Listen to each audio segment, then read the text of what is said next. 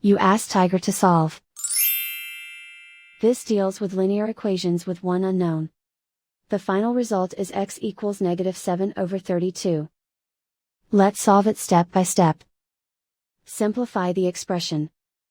Expand the parentheses. Simplify the arithmetic.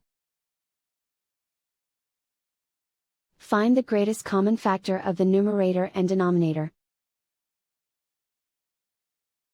Factor out and cancel the greatest common factor. Group all constants on the right side of the equation.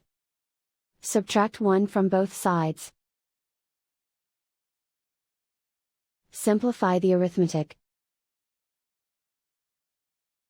Convert the integer into a fraction. Combine the fractions.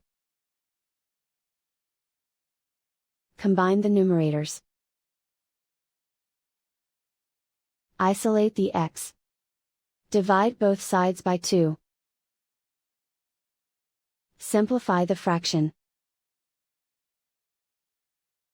Simplify the arithmetic.